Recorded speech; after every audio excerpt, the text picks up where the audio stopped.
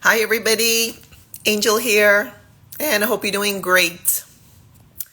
And I'm coming on today to offer up a few more tips for thriving on a raw vegan diet in winter and year-round. And if you've missed some of my previous videos, you can check those out on my page. Thanks for joining. And the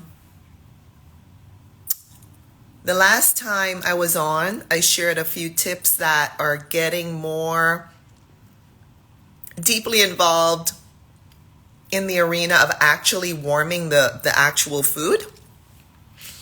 And I'm continuing with 4 more tips today. The first tip is double boiler. So you may or may not have heard about double boilers. So another method of gently heating your raw vegan meal could be to use a double boiler. And so what is a double boiler? A double boiler consists of 2 pots, a large one and a smaller one that nestles inside of the larger pot. And by filling the large pot with an inch or 2 of water and setting the smaller pot or a glass bowl on top, you can heat the bottom pot, which will then transfer a low heat to the contents of the smaller pot. So just imagine, okay? So you have the stove or whatever, your heating source is on the bottom, a large pot with some water in it, a smaller pot on top, and then your meal inside that smaller pot, and then the heat will actually rise from the bottom and gently heat your meal that's in the smaller pot on the top. So this can be a great option if you wish to gently warm a raw vegan dish without excessively heating it above the raw vegan temperature range of 118 degrees Fahrenheit or 48 degrees Celsius. Because we want to preserve the nutrients, the enzymes, the hydration, the colors and flavors and textures and properties of the plant foods. So that's why we don't want to heat them too high. And so that's why those temperature ranges are recommended. So you could warm a variety of raw vegan foods using a double boiler method, including raw vegan cacao. You can raw organic cacao, raw vegan soup. So you would have blended your soup in the blender.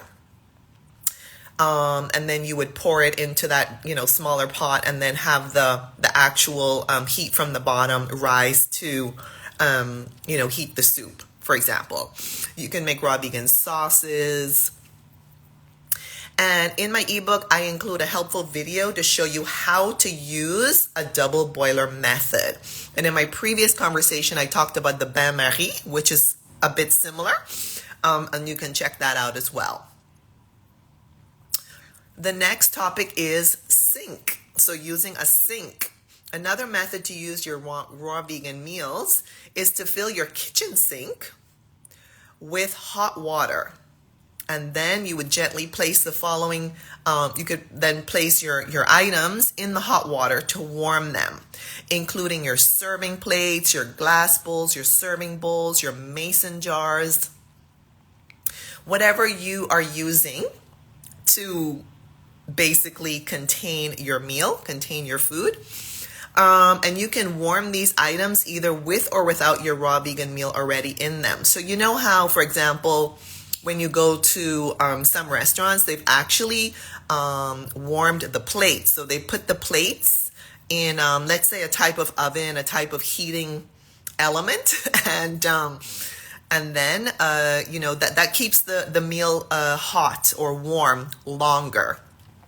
So that may be an option for you to use your sink or use a big bowl. So similar concept to the bain-marie and the double boiler, but using a different methodology. So all of that can add warmth to your meals without overheating the food. The next topic is a dehydrator.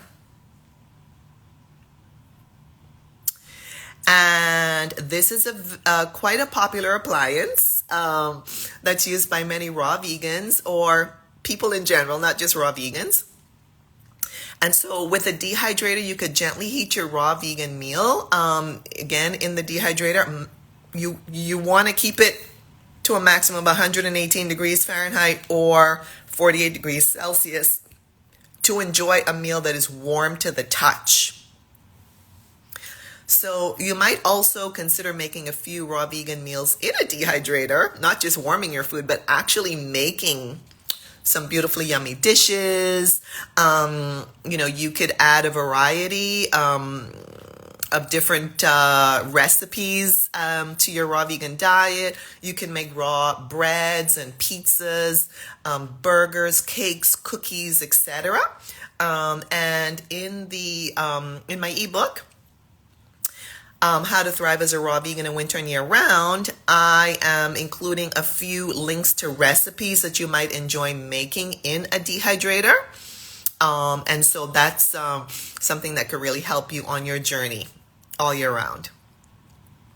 And the last topic I'm covering today is warm water. So one day I discovered this, I guess just by experimenting. So one day I had some warm water left over from making some tea. And I decided to put a couple tablespoons of the warm water in my smoothie. So I'd already made my smoothie in the blender, which to some extent will warm the smoothie to, warm to the touch, if you will, because of the heat of the blending process. It kind of adds some heat sometimes, depending on how long you blend it. If you only blend it for a few seconds, there won't be much heat added. However, let's say you blend it for 30 seconds. Yeah, you're going to get more heat. So much to my delight, when I added a couple tablespoons of the warm water that I had left over from making some tea, when I put the couple tablespoons of warm water in the smoothie, I discovered that it created a really lovely and warm and cozy feeling. So I decided to add this practice as an option for you on my list of ways to add warmth to a raw vegan winter meal whenever you feel like adding a bit more coziness, that warm, fuzzy, comfortable, familiar feeling to your meal. So you can add a few tablespoons of warm water to your raw vegan smoothie, to your soup, your sauce, your dressing, if you want to add a little bit of warmth to your dish. And you'll be surprised, just a couple tablespoons will go a really long way in adding warmth. So those are the four topics that I wanted to cover today. You can tap the link in my bio and check out the link for books, and you can download this book, How to Thrive as a Raw Vegan in Winter and Year Round, and some other ebooks that I have also on Amazon. And also I invite you to check out the link in my bio for more events and recipes, documentaries, challenges, health and nutrition articles, joining our retreats that are coming up this year. I have information on travel. I have a blog. So there's a lot of information out there that can help you. And of course, if you need my help on your journey, by all means, message me and we can get started. So thank you so much for joining, either live or on the replay. And I wish you a beautiful rest of your day wherever you are in the world. And take good care, everybody. Bye-bye.